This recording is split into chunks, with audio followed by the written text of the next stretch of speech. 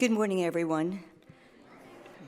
My name is Roseanne Greco, and I'm a member of your climate justice team. So we're going to begin with words from the Dalai Lama. Just as we should cultivate more gentle and peaceful relations with our fellow human beings, we should also extend that same kind of attitude to the natural environment. Morally speaking, we should be concerned for our whole environment.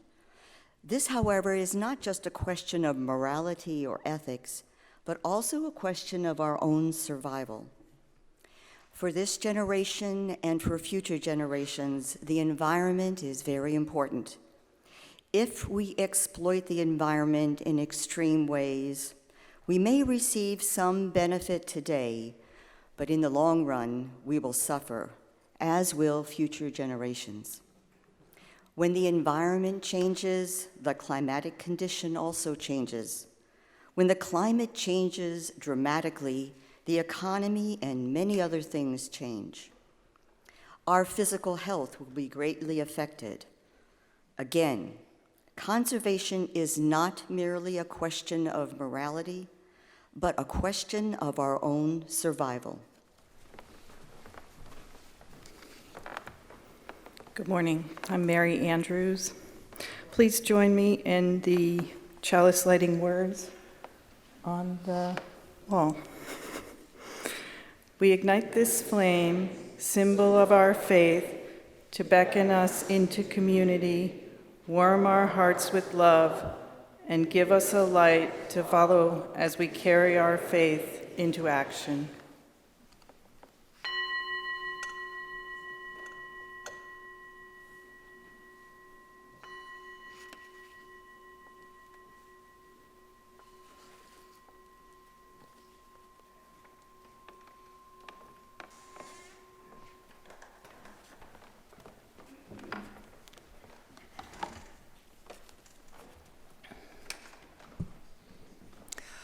Welcome to this rainy April 23rd Sunday at the First Unitarian Universalist Society of Burlington, Vermont.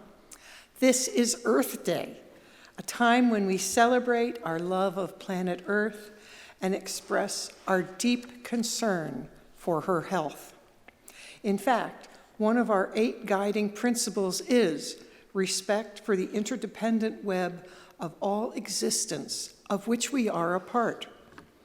This piece of earth on which we stand and on which the meeting house, our homes, schools, and businesses sit is the ancestral and unceded homeland of the Western Abenaki people who continue to live here with us in community. We honor and respect the Abenaki as the traditional stewards of this land and strive to respect and protect this land while continuing to honor the legacy of Vermont's Indigenous peoples.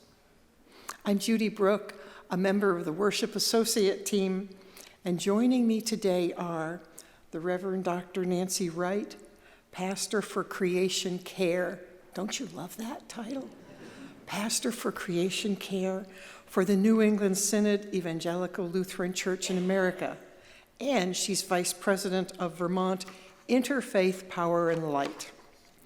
Our UU Climate Justice team members, Director of Music James Stewart, the First Unitarian Universalist Society Choir, musician Sam Weitzel, and Faith Development Assistant Margot Whitcomb, plus a meeting house full of friends, old and new, and those of us joining via live stream from your homes. It's so good to be together. And if you're new to the UU and are feeling brave, would you be willing to raise your hand so we could extend to you a special welcome? Oh, there's that. Welcome. We'd like to get to know you better. So fill out the pew card in the pew rack and place it in the collection basket, or hand it to one of our welcome ambassadors, and someone will be in touch with you. Today's welcome ambassadors are Marilyn Brill and Susan Warner Mills.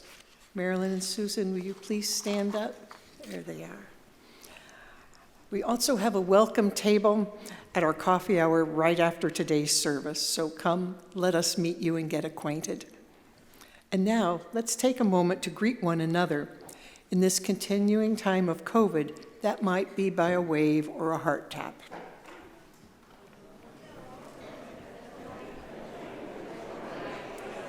This has been out of fuel for a week. I'm gonna go see.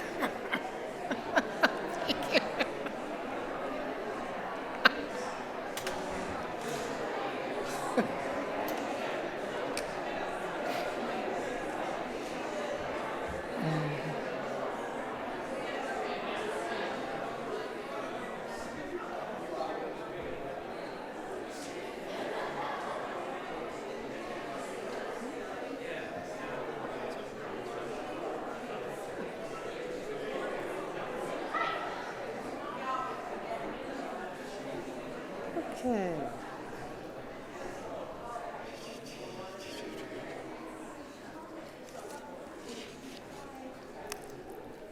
We are a very active congregation, as you can hear it every place here today.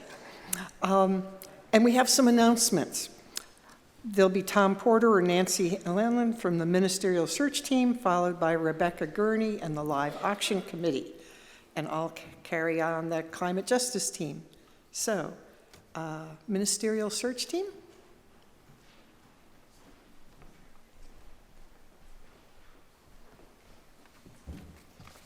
See you. Hi, I'm Tom Porter. And I'm Nancy Helen from your Ministerial Search Team. We're here to express again how excited we are to recommend that the society call Reverend Karen G. Johnston as our new settled minister starting July 2023.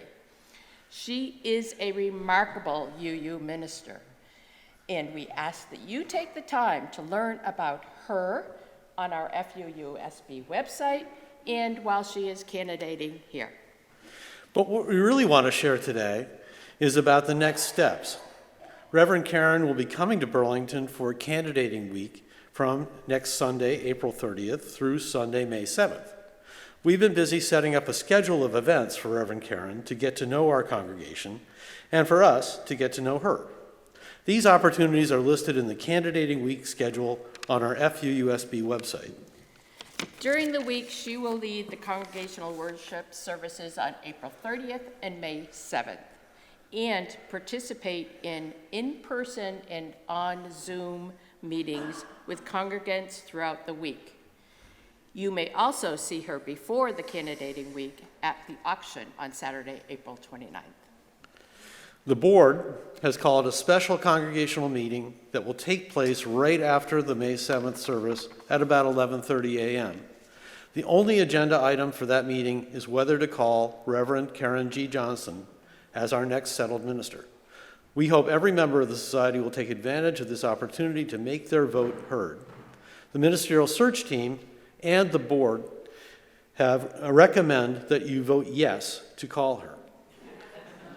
Before the voting, we will leave the meeting house, she will leave the meeting house and await the outcome of the congregational vote. The May 7th service will be held in person and streamed online. The congregational meeting following the service will be held in person in the meeting house and online via Zoom to vote. All are welcome at both. Members will get their ballot when they sign in to the meeting, either in person or via Zoom, and that's separate from the streaming link for the service. You must be present either in person or online via Zoom to vote.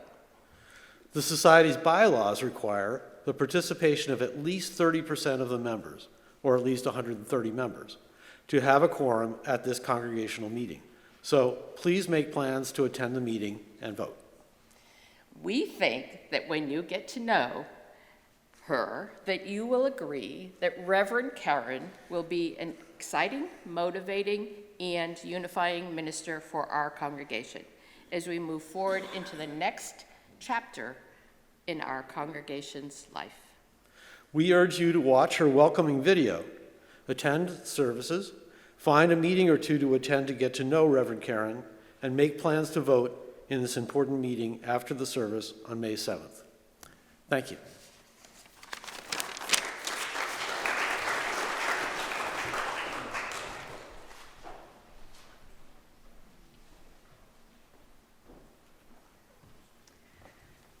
Good morning. I'm Rebecca Gurney. I'm a member of the FUUSB Board of Trustees and the Auction Committee. For those of you who are here every Sunday or who are eager readers of our e-news, you will have heard about the upcoming auction. It is live online right now.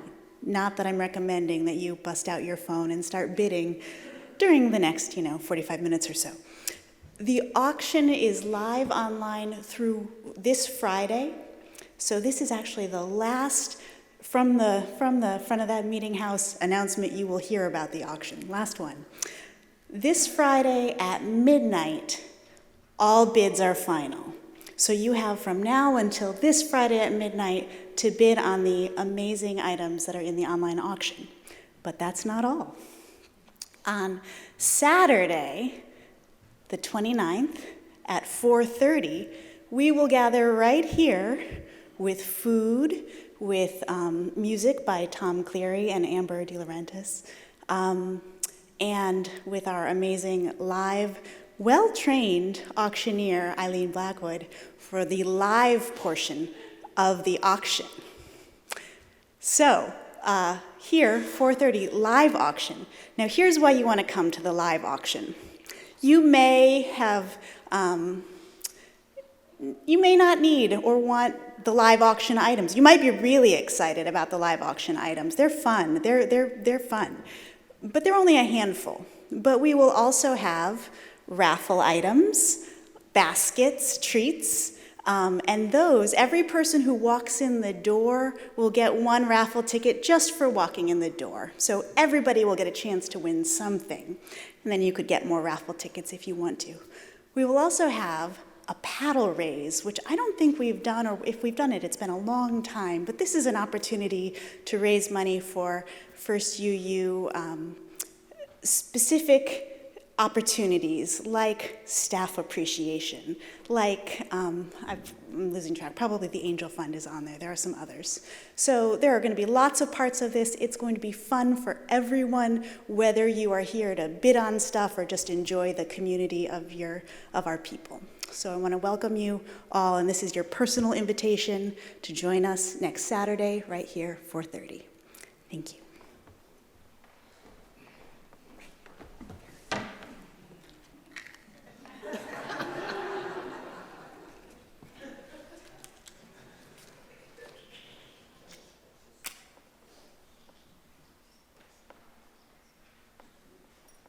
Let there be light. Our last announcement is from the Climate Justice team. They asked me to read this. What if addressing the climate crisis meant not giving up on things we rely on, but rather embracing new connections and abundance? Imagine a world where you feel less helpless, guilty, and worried about the future we leave to our children. Please join the Climate Justice team after the service today for a brief TED Talk, How to Find Joy in Climate Action, and discussion of how you too can find that joy in meaningful action. Plus, check out the latest newsletter on our website, uusociety.org, to find out more about what you can become active. Following the service, all are welcome to the coffee hour that will be downstairs in the community room. And special thanks today to Woody Filton and the tech team in the balcony and our new facilities manager, Blake Oldson, and Deborah De Laurentiis, who did the flowers. No matter who you are, where you come from, what you believe, you are welcome here. Come, let us worship together.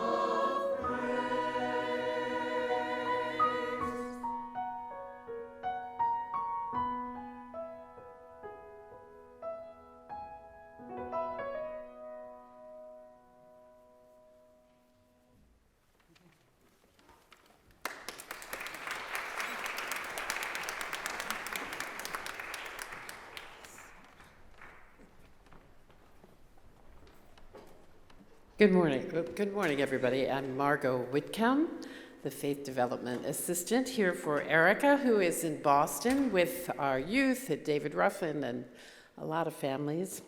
Who's ready for a story? Yeah. If the children are able or willing, or anybody who'd like to come sit on the floor, please come on down, and I have some wonderful images for you up on the screen, if you're not too shy. And this story is about planting, and we'll be doing some of that after the story. We'll go downstairs for some activities in and around planting. Maybe you can help direct folks. Sal is helping me today. And little baby Seneca. So today's story is about Wangari Maathai. She changed a country, tree by tree. She's the first African woman and environmentalist to have won the Nobel Peace Prize in 2004. In African tradition, a tree is a symbol of peace. So it was fitting then, when notified of winning this prestigious award, she planted a Nandi flame tree at the base of Mount Kenya. In her speech, she said, "We are called to assist the earth, to heal her wounds, and in the process heal our own. Indeed, to embrace the whole creation in all its diversity, beauty, and wonder." This is her story.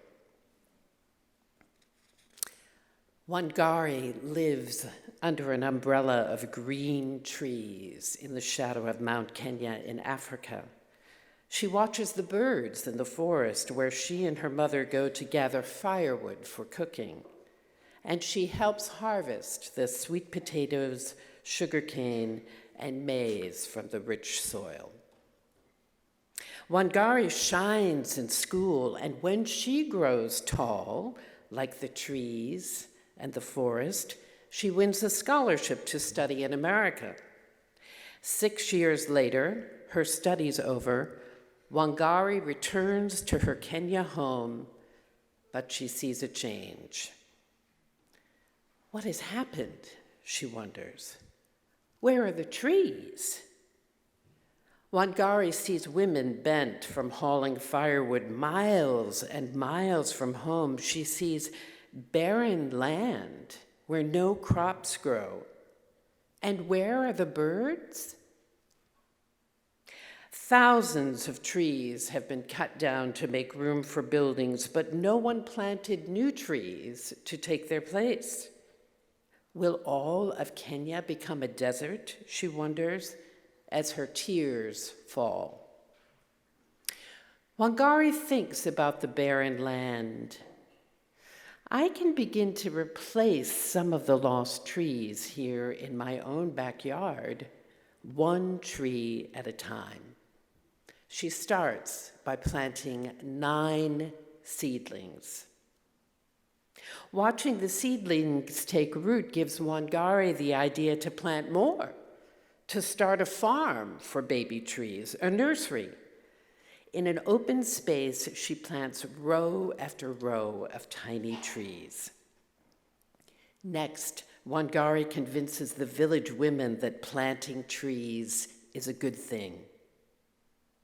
She gives each one a seedling. Our lives will be better when we have trees again. You'll see. We are planting seeds of hope. The women spread out over their village, planting tiny trees in long rows like a green belt stretching over the land. The government men laugh. Women can't do this, they say. It takes trained foresters to plant trees. The women ignore the laughter and keep planting. Wangari pays them a small amount for each seedling still living after 3 months, their first earnings ever. Word travels. like wind rustling through leaves, about the green returning to Wangari's village. Soon other women in other villages and towns and cities in Kenya are planting long rows of seedlings too. But the cutting continues.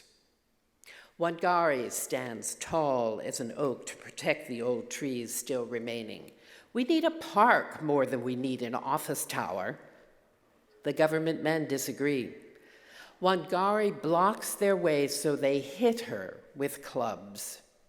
They call her troublemaker, and they put her in jail. And still she stands tall. Right is right, even if you're alone.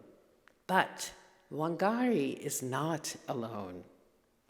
Talk of the trees spreads over all of Africa like ripples in Lake Victoria. More women hear the talk and plant even more seedlings in longer and longer rows.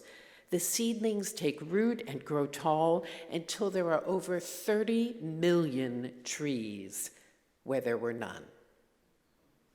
The umbrella of green in Kenya returns.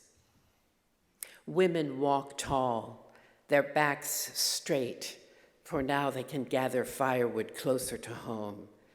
The land is no longer barren. Sweet potatoes, sugarcane, and maize is grown again in the rich red earth. The whole world hears of Wangari's trees and of her army of women who planted them. And if you were to climb to the very top of Mount Kenya today, you would see the millions of trees growing below you and the green Wangari brought back to Africa. So now, if the children would care to join me, anyone age younger than kindergarten can come with their parent, or kindergarten through 8th grade, we are going to go downstairs and plant some seedlings in the spirit of Wangari and have an activity. So please join Sal and I, and the rest of you enjoy the service. Thank you.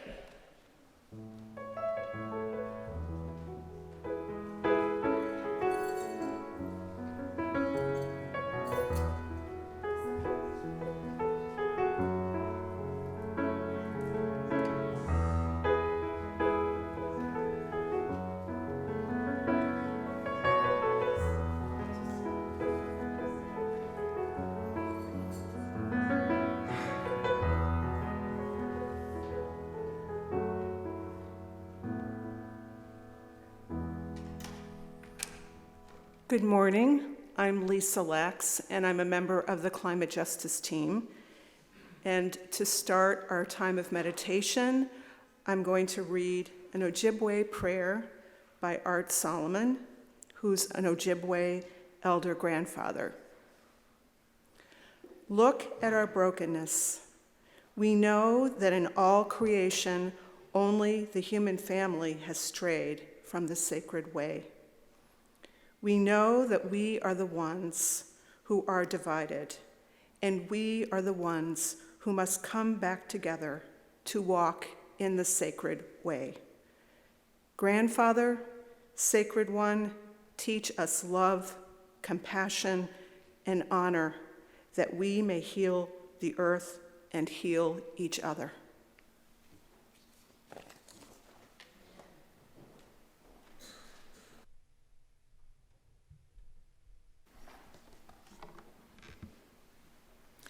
Let us take a deep breath together, breathing in the breath of life, breathing out the breath of peace, and come into a place of sacred listening. Joy for having known Stephen May, and sorrow in his passing on April 3rd. Sorrow for continuing divisions between people leading to war. Joy for golden daffodils and goldfinches after a long winter.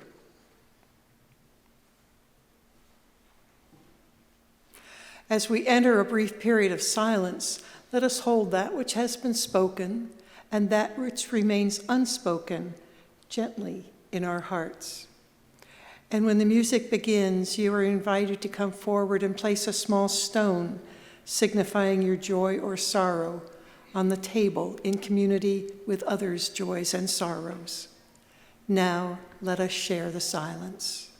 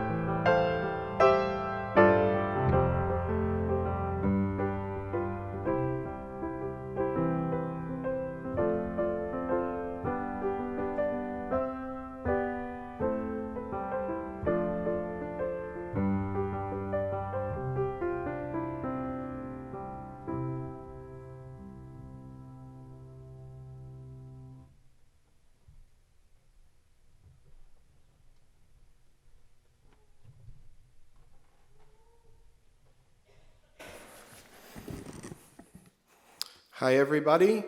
I'm Miles Austin Jackson. I'm a member of the Climate Justice Team, and I cannot express enough how much I care about doing what is right for this beautiful planet that is our home and all of the life that it inhabits. Personally, I have a very special relationship with the earth and the natural environment. From a very young age, I have loved to swim, whether that be in an ocean, lake, pond, or puddle. I later discovered stand-up paddleboarding, which I came to enjoy just as much. To this day, both activities are my favorite summertime activities. Growing up in Maine, my best memories from my youth are from my time at Camp Mechawana, which included singing songs of worship by the campfire beneath the beautiful pines and swimming in the lakes. Over the past several years, however, I have been so busy with college that I have spent much less time in the great outdoors than I ever did as a kid, but I'm now trying my best to reconnect with nature, only it is far more difficult now due to the rapidly changing climate. For example, a significant increase in algae blooms during the warmer months is making it dangerous to swim in lakes and ponds. So, as I work to reconnect with nature, I realize that it is my moral and ethical duty to act and fight against climate change in any and every way that I can and stand up to the major threats that the earth faces. In this past year, I have purchased plots of land on nature reserves in both Scotland and Ireland to help in conservation efforts, and I have been doing continuous research on ways that I can invest in sustainable technology. It really pains me to think that not only could future generations not know the joy that I have known of spending time outdoors, but could suffer immensely in many other ways, along with nearly all other species, as the global ecosystem begins to collapse. This, however, is not a burden for which we must make great sacrifices to overcome, but is a wonderful opportunity for all of us UUs to rise and hone our values and strengths by working to do what is best for the greater good, just as our faith calls us to do. I would encourage us all to consciously seek out new ways that we can help in the greatest crisis that humanity has ever faced, as we learn to reconnect with nature, however that may be, and create a better world for ourselves and for future generations.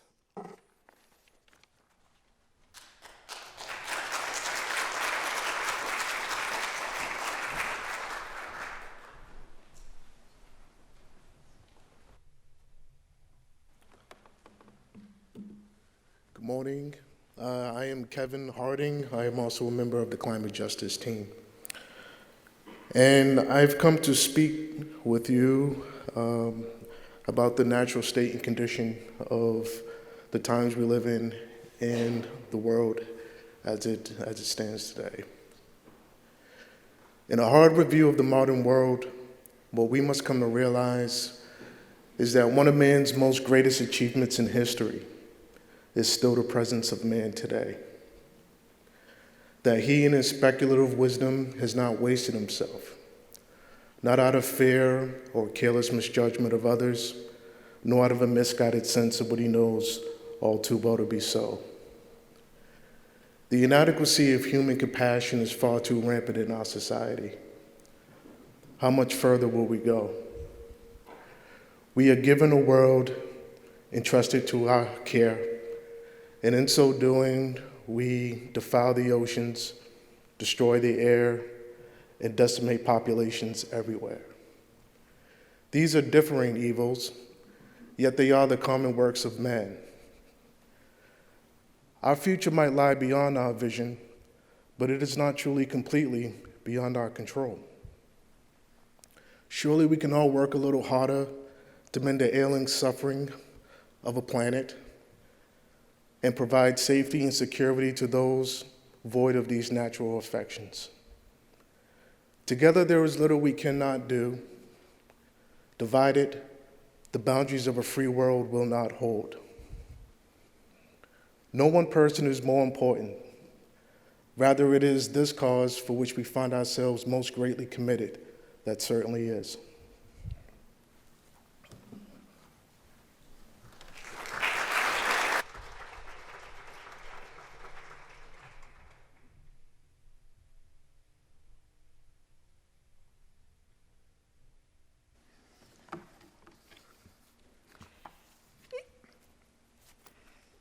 It is fitting that offerings this month will be shared with Local Motion. Founded in 1999, Local Motion's mission is to make it safe, accessible, and fun for everyone to walk, bike, and roll in Vermont. They take a community-centered approach to building a sustainable society, focusing on accessibility and equity through their programs. They reduce carbon emissions by decreasing reliance on single occupancy vehicles for transportation and recreation. Please join me in our offering dedication.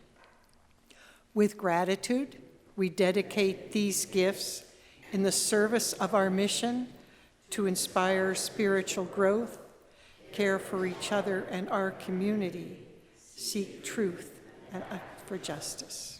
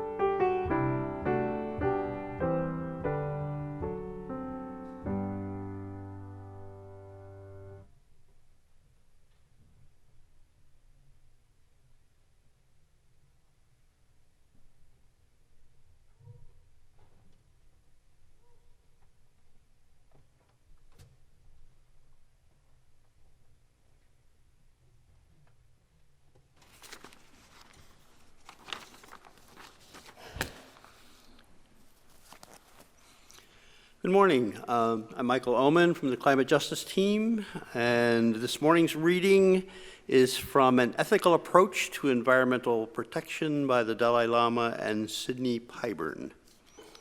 Scientific predictions of environmental change are difficult for ordinary human beings to comprehend fully.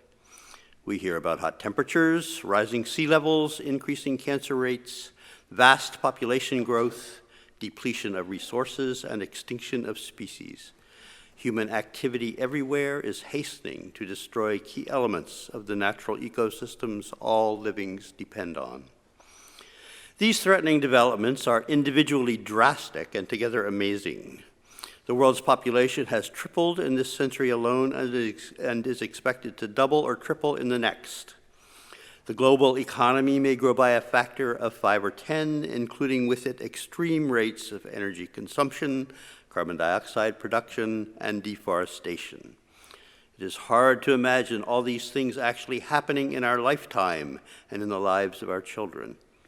We have to consider the prospects of global suffering and environmental degradation unlike anything before in human history.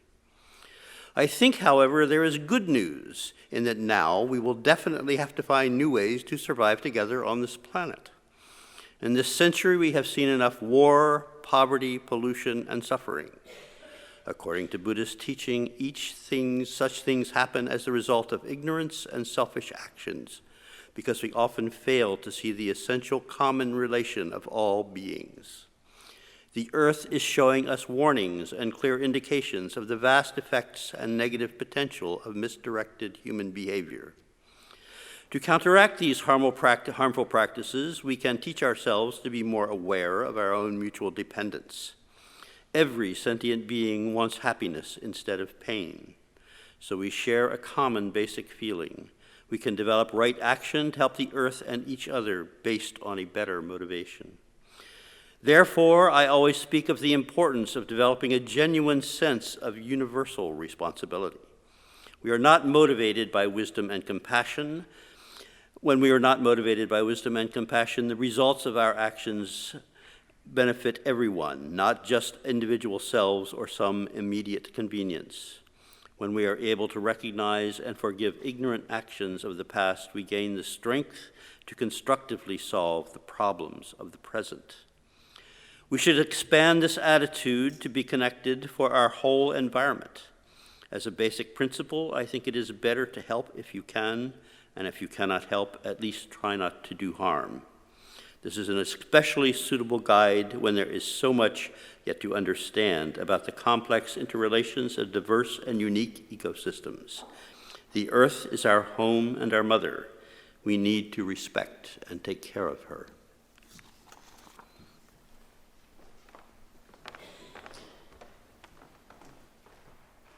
Join me in a chance to meditate on these words together as we sing hymn number 163 in this hymnal I'm holding here. I invite you to stand in body or spirit as we sing For the Earth Forever Turning.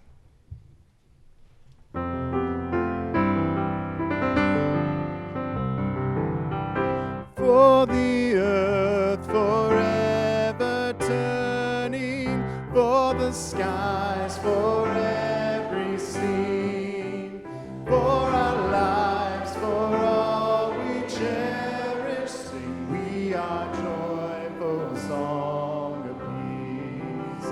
For the mountains, hills, and pastures in their silent majesty, for the stars, for all the heavens, sing we our joyful song of peace. For the sun, for rain and thunder, for the seasons' harmony, for our lives, for all creation, sing we our joyful songs to thee. For the world we raise our voices, for the home that gives us birth. In our joy we sing, returning home to our blue-green hills of earth.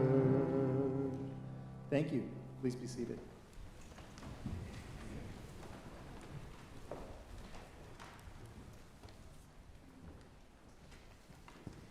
I'm back. It is my pleasure to welcome and to introduce the Reverend Dr. Nancy Wright. Reverend Wright is Pastor Emeritus of the Ascension Lutheran Church in South Burlington. Under her leadership, the church reduced its carbon footprint by 60%. In this multi-year process of reducing their emissions, they raised their members' consciousness regarding climate change. Ascension Church was recognized as leaders among Lutheran congregations in matters of environmental activism and advocacy. They were awarded the Vermont Interfaith Power and Light's Energy Saver Award for cutting 40 tons of annual carbon emissions. Reverend Wright received a Master's of Divinity degree from Union Theological Seminary in New York City, and a Doctorate of Ministry degree in Leadership Studies from Boston University School of Theology. She is currently the Pastor for Creation Care for the New England Synod of the Evangelical Lutheran Church in America, and she is the Vice President of Vermont Interfaith Power and Light. Reverend Dr. Nancy Wright.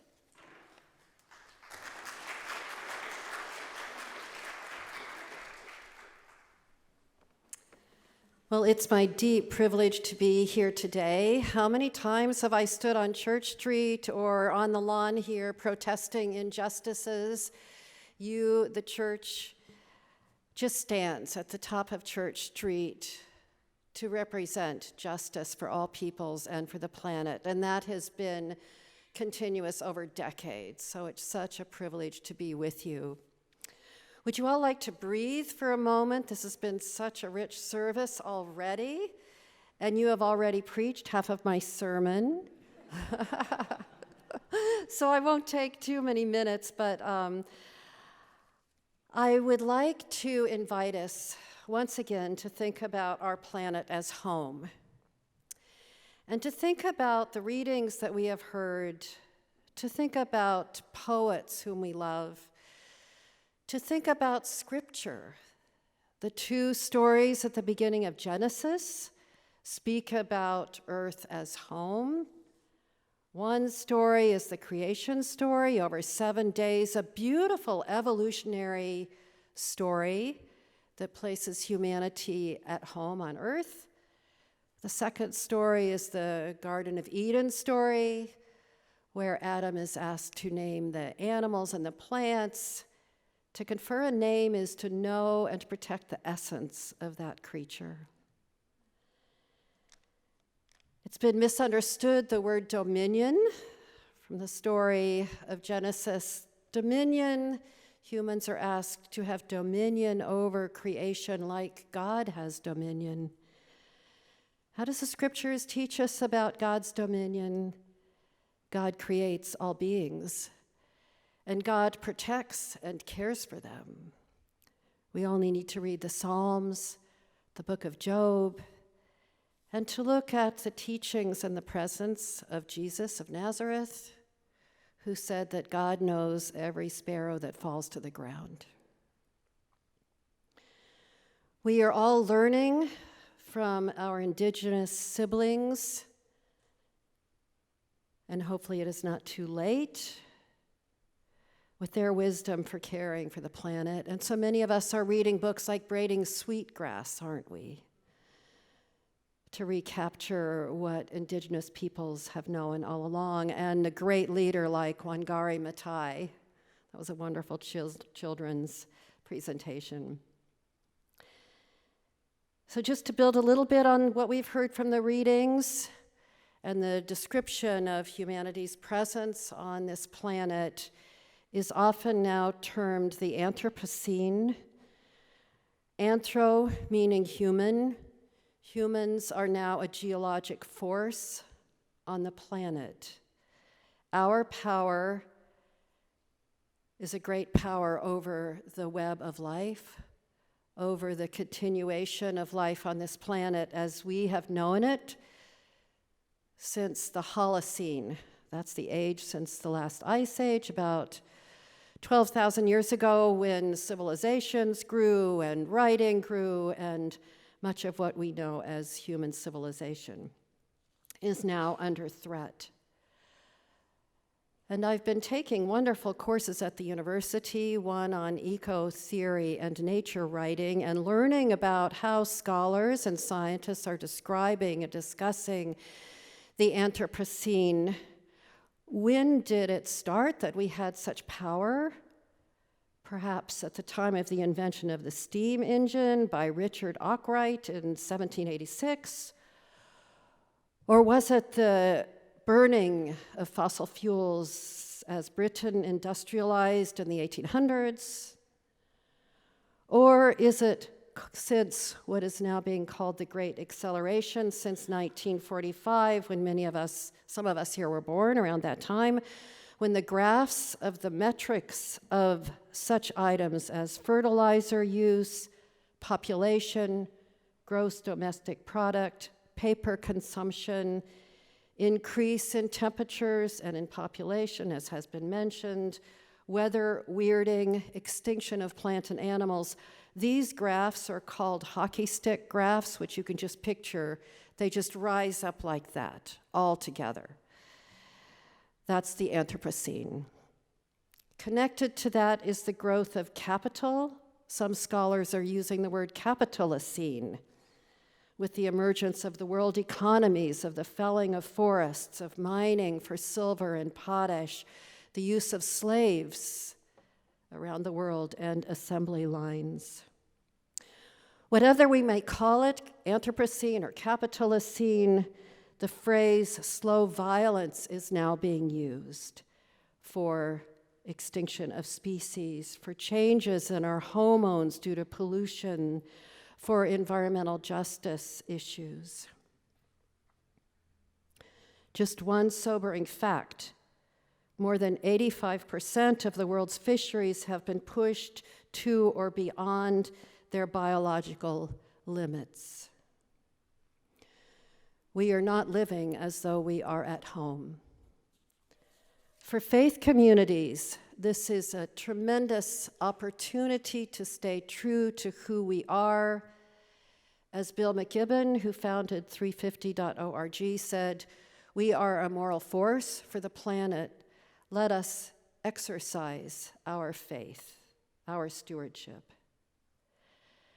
3 points: to become aware that we live now in a time of great meaning, a momentous time, and we are joined with so many others, with thousands of groups and organizations, such as Interfaith Power and Light, of which you are a member, the Ecumenical Patriarch, Bartholomew, Pope Francis, and the Archbishop of Canterbury issued a joint statement for the first time in history, asking faith communities to respond to the climate crisis and environmental crisis. We know that Pope Francis issued in book form Laudato Si, Praise Be, where he laments the cry of the earth and the cry of the poor, and promotes integral ecology, the well-being of earth and humanity. We are learning, too, from great journalists. Naomi Klein's book, This Changes Everything, and Elizabeth Colbert, who wrote The Sixth Extension. And we are joined with youth. Youth so much need people of faith to respond to this issue that is causing them such anxiety that many are questioning whether to start families. So, my first of 3 points is that we are joined by so many other groups and people. The second point to give us strength and courage is to continue and develop our meditational practices and our eco-spirituality practices, to spend more time in nature, to develop our wonder, to listen and watch, to see the web of life around us that is still so wondrous and beautiful, to learn from books like, and scientist Suzanne Simard, who wrote the book Finding the Mother Tree, or Ed Young in his book An Immense World, that describes the sensory perceptions of hearing and taste and smell that our animal and plant siblings have that we don't have. Incredible. And third and final, to ask where the power and where the money flows. The eco-justice movement voices Native Americans and people of color's responses, and Yale Divinity School's theologian Willie James Jennings to ask about who holds land, who is able to buy land, who is able to protect themselves from the negative effects of global warming, who is excluded, who has the right to raise forests, pollute streams, over-harvest the land. The powerful energy companies are focused on the bottom line, which means that they plan and have the legal right to extract fossil fuels until they can no longer profit from doing so. In the past 100 years, fossil fuel companies have extracted 1/2 of all the coal and oil on Earth, which took 150 million years to create. It has been demonstrated that the companies knew about the results of burning of fossil fuels, but buried that research, instead supporting and continue to support politicians that foster such extraction. Is the market our God? As theologian Harvey Cox wrote in an article several decades ago, does the night belong to Michelob? How can we measure what truly matters? Do we need to cost out the value of clean air and water and put that into our budgets? And put negative externalities such as pollution in our budget so that we see the effect, actually, of what we are doing? I mentioned Bill McKibben, who started 350.org. The term 350 was supposed to be the parts per million that our planet could sustain. We are now up to 418 CO2 parts per million. Just recently, many people took this pledge. If Bank of America, Chase, Citibank, and Wells Fargo are still funding climate-destroying fossil fuel projects, by March of 2023, I pledge to close my account and cut up my credit card. If I don't bank at these institutions now, if I do bank, I pledge that I will stop doing so in the future. Faith communities are called to resist and are called to organize. What is required of us is that we become involved in at least one community organization. Push ourselves to ask, what is truly required of me now? In aligning with one or two organizations like 350 or other excellent organizations, we will express in the public our actions, our cares, and we may resist to the point of jail, as some people are doing. We need to evaluate our impacts and act going forward. Third, we can be very positive about the importance of our work, because approaching and trying to address global warming means addressing injustice. It means offering a visionary approach to how humanity can finally learn to live well on this beautiful planet, our home.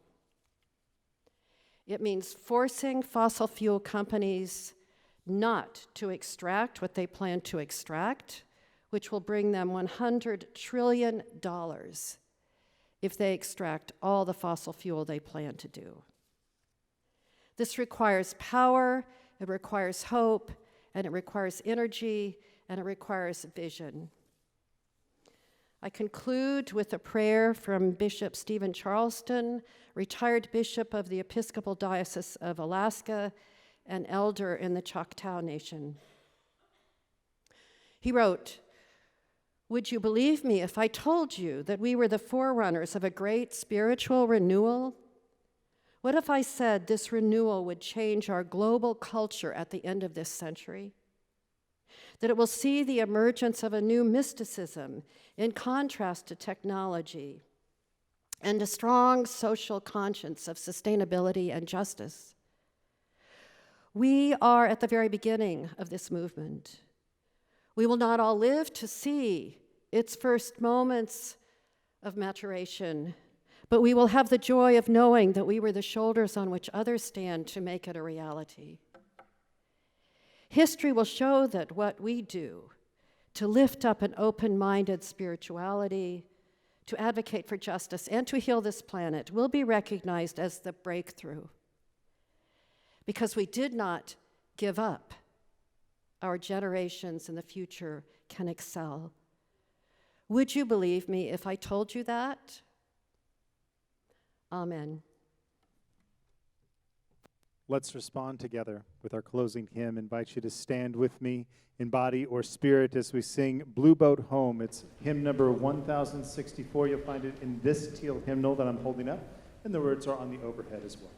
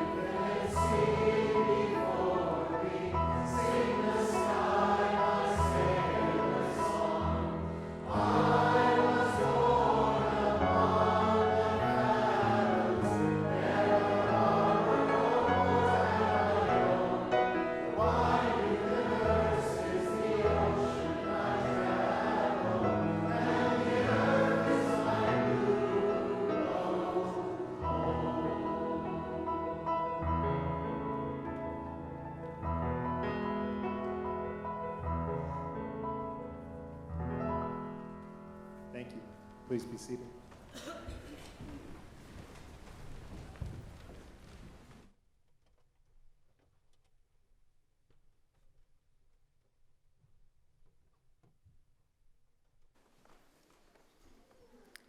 Please join in our chalice extinguishing words. We extinguish this flame, but not the light of truth, the warmth of community, or the fire of commitment. These we carry in our hearts and share with the world until we are together again.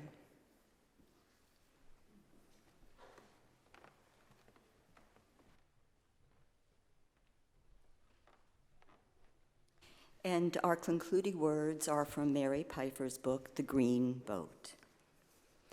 All of us, no matter what our situation, have great gifts to offer the world.